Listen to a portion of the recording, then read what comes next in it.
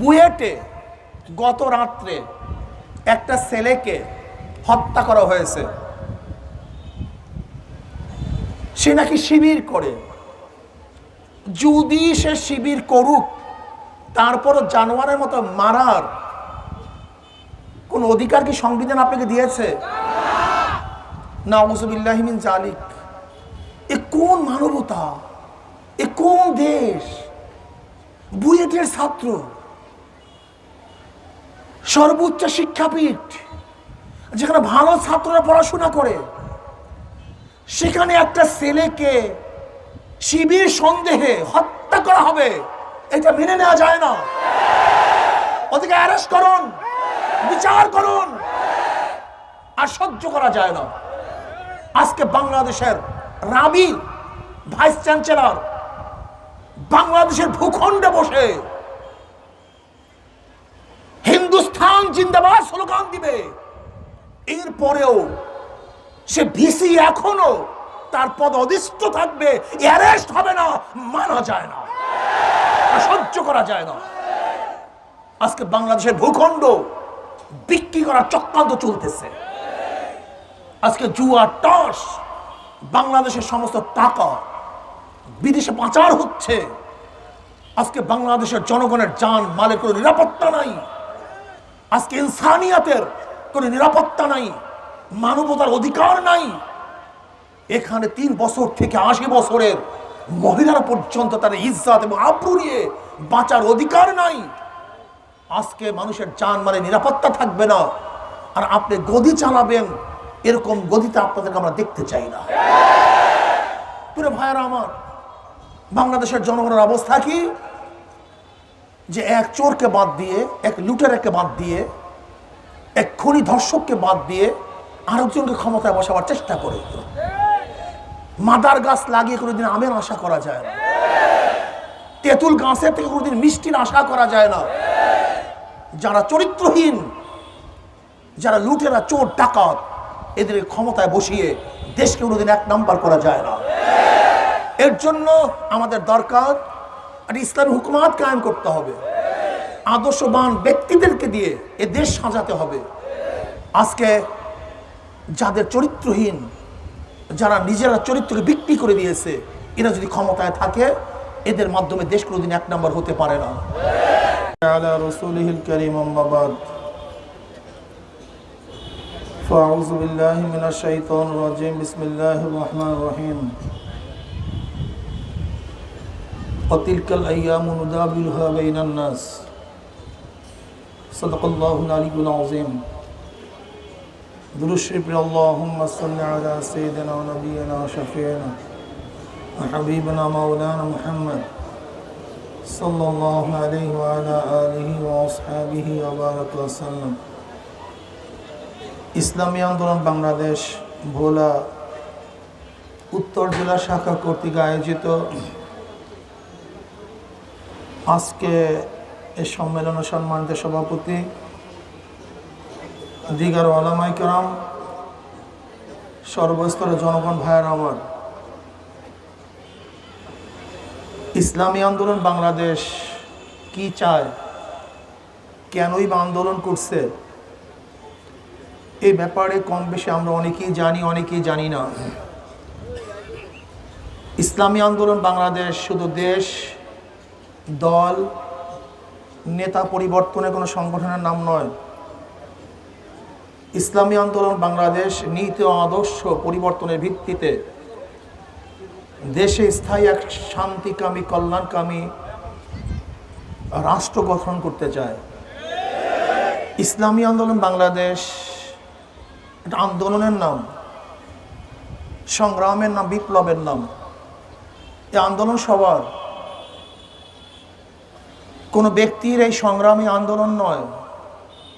যেরকম ভাষা আন্দোলন, যারাই ভাষা আন্দোলন বাংলা হিসাবে বাংলাদেশে চেয়েছে, তাদেরই আন্দোলন ভাষা আন্দোলন।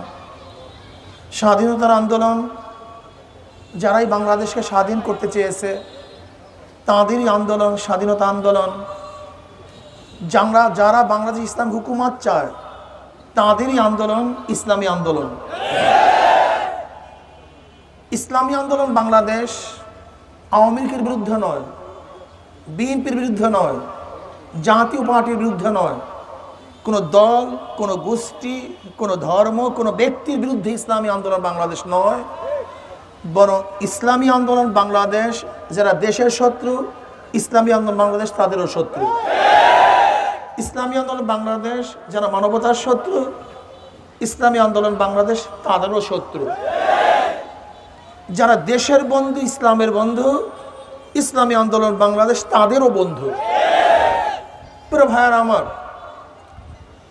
আজকে গোটা বিশ্বের ইসলামের অবস্থা যদি আমরা আলোচনা পর্যালোচনা করি, আমরা কি দেখব?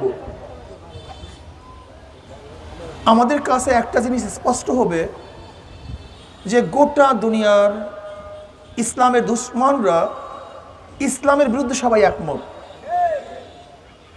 এই ব্যাপারে সবাই একমত। ইসলামকে ধ্বংস করার ব্যাপারে সবাই একজন আর আরেকজনের সহযোগী, চাই সে আমেরিকা হোক, চীন হোক, রাশিয়া হোক, যেই দেশই হোক না কেন, ইসলামকে ধ্বংস করে দাও, ইসলামকে নিশ্চিহ্ন করে দাও, এই ব্যাপারে সবাই একমত। আজকে আমরা কাশ্মীর নিয়ে যদি আলোচনা করি, আমরা কি দেখব? ৮০ লক্ষ মানুষকে দীর্ঘ ৬০ দিন পর্যন্ত, তারও বেশি দিন পর্যন্ত অবরুদ্ধ করা হয়েছে। যেখানে পশুদেরকেও যদি অবরুদ্ধ অবস্থায় রাখা হয়, তাহলে গোটা দুনিয়ার পাশ্চাত্য শক্তিগুলি হইচই করবে।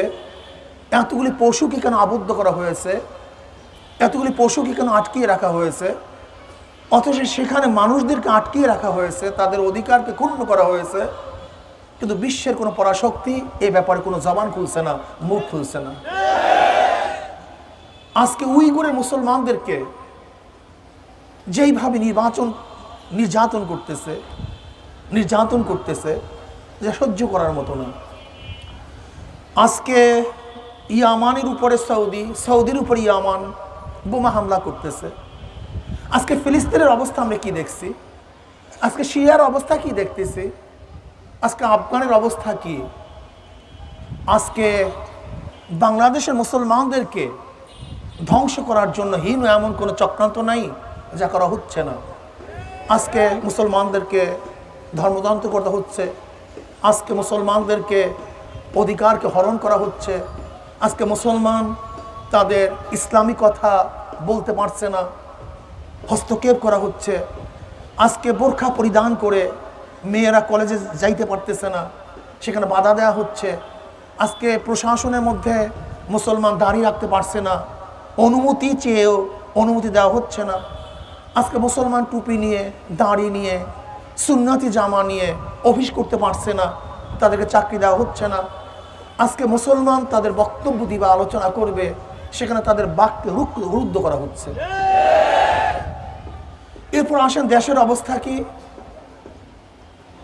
দেশের অবস্থা যা চিন্তাও করা যায় না। ক্যাসিনো,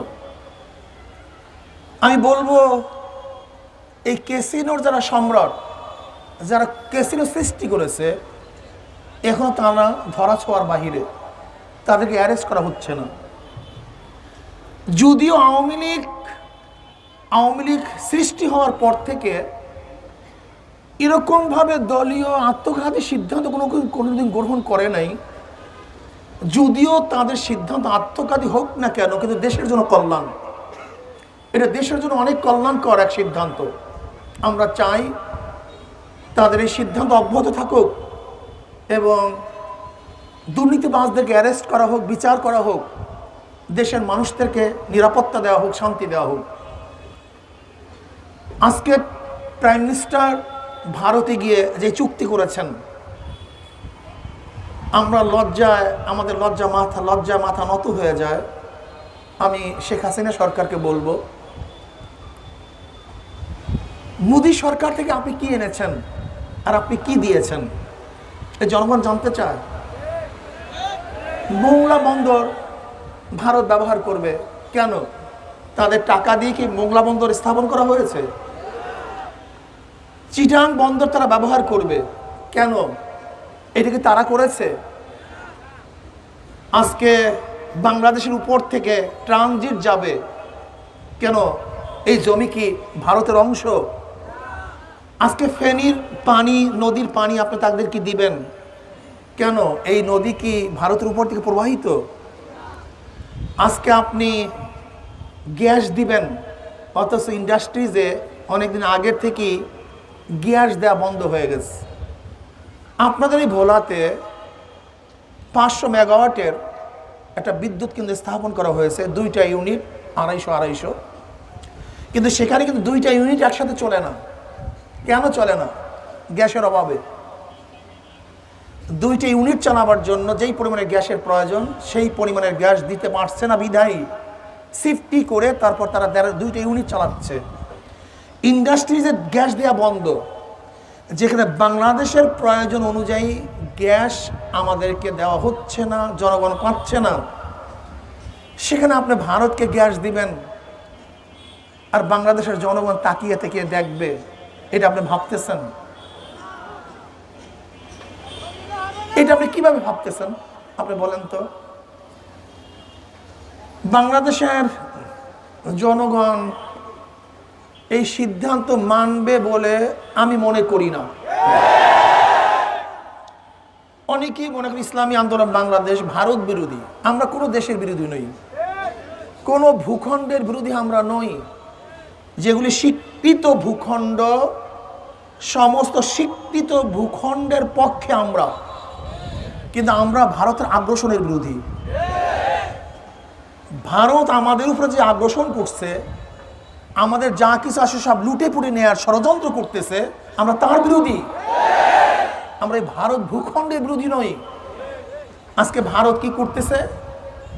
ভারত যখন আমাদের দেশের পেঁয়াজের দাম বাড়ছে সে বন্ধ করে দিয়েছে।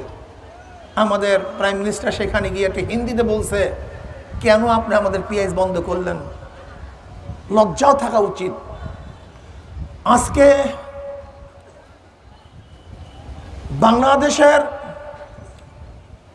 ভূখণ্ডে কানা তারা বেড়ার মধ্যে বাংলাদেশের জনগণকে পাখির মতো হত্যা করে ওই কাঁটা দ্বারার বেড়ার উপরে ঝুলিয়ে রাখা হয়, আর আপনি সেখানে ভারতকে বাংলাদেশের স্বার্থ দিবেন। বাংলাদেশের কোনো জনগণ এইটা মেনে নিতে পারে না, এটা মানবে না, এটা মানার কথা না। আমি সরকারকে বলবো যে আপনি যে চুক্তি করেছেন এটাকে প্রত্যাখ্যান করেন, এটাকে বাদ দিয়ে দেন। এই চুক্তি জনগণ কোনো অবস্থাতেই মানবে না, মানতে পারে না। কি আপনারা মানবেন নাকি ভাই? আমরা এটা মানব না। বাংলাদেশের গ্যাস বাংলাদেশের বাহিরে যাবে না, এই ব্যাপারে আমরা সবাই একমত না দ্বিমত? কারা কারা একমত হাত তুলে? আলহামদুলিল্লাহ, আলহামদুলিল্লাহ। বাংলাদেশের কোনো নৌবন্দর, বাংলাদেশের স্বার্থের বাহিরে কোনো দেশকে ব্যবহার করতে দেয়া হবে না ইনশাআল্লাহ। আমরা সবাই একমত? কে কে একমত হাত তুলি? আলহামদুলিল্লাহ, হাত নামাই। বুয়েটে গত রাত্রে একটা ছেলেকে হত্যা করা হয়েছে। সে নাকি শিবির করে। যদি সে শিবির করুক, তারপরও জানোয়ারের মতো মারার কোন অধিকার কি সংবিধান আপনাকে দিয়েছে? নাউযুবিল্লাহি মিন যালিক। এ কোন মানবতা, এ কোন দেশ? বুয়েটের ছাত্র, সর্বোচ্চ শিক্ষাপীঠ, যেখানে ভালো ছাত্ররা পড়াশোনা করে, সেখানে একটা ছেলেকে শিবির সন্দেহে হত্যা করা হবে, এটা মেনে নেওয়া যায় না। ওদেরকে অ্যারেস্ট করুন, বিচার করুন, আর সহ্য করা যায় না। আজকে বাংলাদেশের রাবি ভাইস চ্যান্সেলর বাংলাদেশের ভূখণ্ডে বসে হিন্দুস্তান জিন্দাবাদ স্লোগান দিবে, এরপরেও সে ভিসি এখনো তার পদ অধিষ্ঠ থাকবে, অ্যারেস্ট হবে না, মানা যায় না, সহ্য করা যায় না। আজকে বাংলাদেশের ভূখণ্ড বিক্রি করার চক্রান্ত চলতেছে। আজকে জুয়া টস, বাংলাদেশের সমস্ত টাকা বিদেশে পাচার হচ্ছে। আজকে বাংলাদেশের জনগণের জান মালের কোনো নিরাপত্তা নাই। আজকে ইনসানিয়াতের কোনো নিরাপত্তা নাই, মানবতার অধিকার নাই। এখানে 3 বছর থেকে 80 বছরের মহিলারা পর্যন্ত তার ইজ্জত এবং আবরু নিয়ে বাঁচার অধিকার নাই। আজকে মানুষের জান মালে নিরাপত্তা থাকবে না, আর আপনি গদি চালাবেন, এরকম গদিতে আপনাদেরকে আমরা দেখতে চাই না। পুরো ভাইয়েরা আমার, বাংলাদেশের জনগণের অবস্থা কি? যে এক চোরকে বাদ দিয়ে, এক লুটেরাকে বাদ দিয়ে, এক খুনি ধর্ষককে বাদ দিয়ে আরেকজনকে ক্ষমতায় বসাবার চেষ্টা করে। মাদার গাছ লাগিয়ে কোনোদিন আমের আশা করা যায় না, তেঁতুল গাছের থেকে কোনোদিন মিষ্টির আশা করা যায় না। যারা চরিত্রহীন, যারা লুটেরা, চোর, ডাকাত, এদের ক্ষমতায় বসিয়ে দেশকে কোনোদিন 1 নাম্বার করা যায় না। এর জন্য আমাদের দরকার একটা ইসলামী হুকুমাত কায়েম করতে হবে, আদর্শবান ব্যক্তিদেরকে দিয়ে এ দেশ সাজাতে হবে। আজকে যাদের চরিত্রহীন, যারা নিজেরা চরিত্রকে বিক্রি করে দিয়েছে, এরা যদি ক্ষমতায় থাকে, এদের মাধ্যমে দেশ কোনোদিন 1 নাম্বার হতে পারে না। ইসলামী আন্দোলন বাংলাদেশ কি চায়? নিজে পরিবর্তনের ভিত্তিতে দেশকে পরিবর্তন করতে চায়, নিজে আদর্শবান হওয়ার ভিত্তিতে দেশকে আদর্শবান করতে চায়। কাজী আমি চাই বাংলাদেশের সমস্ত শান্তিকামী মানুষ ঐক্যবদ্ধ হয়ে এই দেশকে শান্তিতে রাখার জন্য আমাদেরকে চেষ্টা করতে হবে, সাধনা করতে হবে। ইসলামী আন্দোলন বাংলাদেশ আল্লাহ পাকের শুকর, হাঁটি হাঁটি পা পা করে আজকে তাদের মূল লক্ষ্য এবং উদ্দেশ্য অর্জন করার জন্য যেইভাবে চেষ্টা চালাচ্ছে, আমি বিশ্বাস করি যদি আপনারা সবাই জানমাল কোরবান দিয়ে কাজ করতে পারেন, তাহলে ইনশাআল্লাহ আজকে হোক কালকে হোক বাংলাদেশ ইসলাম হুকুমাত কায়েম হবেই হবে, হবেই হবে, হবেই হবে। আল্লাহ পাক রব্বুল আলামিন আমাকে আমাদের সবাইকে কবুল করে নেন। আজকে লামুজাহাবিদের দৌরত্ব বেড়ে গিয়েছে। এই লামুজাহাবিরা এক খ্রিস্টানদের চক্র, তারা মানুষদের মধ্যে বিভেদ সৃষ্টি করার জন্য একটা চক্রান্ত শুরু করেছে।